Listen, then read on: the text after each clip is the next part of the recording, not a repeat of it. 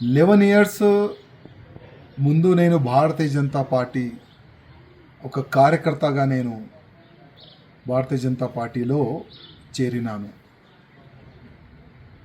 Bharatiya Janata party అధికారులు నాపైన విశ్వాసం పెట్టుకొని గోషామేల్ నియోజకవర్గం నుంచి నాకు మూడోసారి టికెట్ ఇచ్చినారు.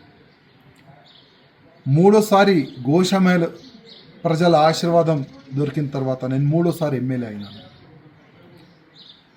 కంటిన్యూగా నా గోషామేల్ ప్రజలు సేవ చేసుకుంటా కంటిన్యూగా దేశం పట్ల, హిందూ సమాజం పట్ల, గౌమాత గురించి, లవ్ జిహాద్ గురించి నేను పోరాడుతూనే ఉన్నాను. అందరు కూడా చూస్తున్నారు. కానీ ఇవాళ ల్యాక్స్ ఆఫ్ భారతీయ జనతా పార్టీ కార్యకర్తల గొంతుకి ఆ గొంతుని నేను ఢిల్లీ వరకు తీసుకొని వెళ్ళాలనుకున్నాను. కానీ నేను అక్కడ ఫెయిల్ అయిన అనుకున్నాను.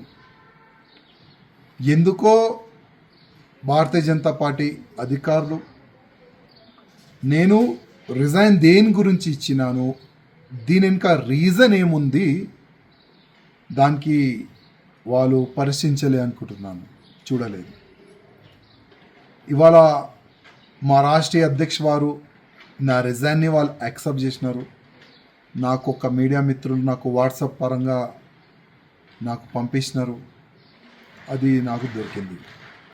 కానీ ఇవాళ నుంచి కంటిన్యూగా నా దేశానికి, నా భారతదేశానికి హిందూ రాష్ట్రంగా చేయాలని, గోమాతని రక్షించడానికి, లవ్ జిహాద్ కానీ అన్ని విధాలుగా ప్రతి ఒక్క హిందూ కార్యకర్తకి ఒక ఛత్రపతి శివాజీ మహారాజ్ లాగా తయారు చేయడానికి ఇప్పటి నుంచి నేను ఇంకా అగ్రెసివ్గా నేను పనిచేస్తానని ప్రతి ఒక్క హిందూ కార్యకర్తకి నేను హామీ ఇస్తున్నాను. ఏ కార్యకర్త కూడా భయపడద్దు, ఏ కార్యకర్త కూడా బాధపడద్దు.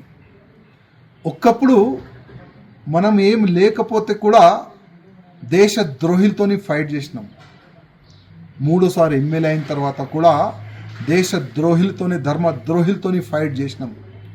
ముందు కూడా అదే చేద్దాం. మీ అందరి ఆశీర్వాదం, మీ అందరు సహకారం నాకు ఉన్నది. గతంలో కూడా ఉండే, ఇప్పుడు కూడా ఉన్నది. ఏం టెన్షన్ ఏ బీజేపీ కార్యకర్త కానీ, నా హిందూ కార్యకర్తలు కానీ కొద్ది కూడా టెన్షన్ ఎవరు కూడా తీసుకోవద్దని నా ప్రతి ఒక్క కార్యకర్తకి నేను హృదయపూర్వకంగా ఒక సందేశం ఇవ్వాలనుకుంటున్నాను. ప్రతి ఒక్క బీజేపీ కార్యకర్త, గోషామేల్లో ఉన్న కార్యకర్తలకి నా హృదయపూర్వక ధన్యవాదాలు. మూడోసారి నాకు ఆశీర్వాదం ఇచ్చినందుకు. జై శ్రీరామ్.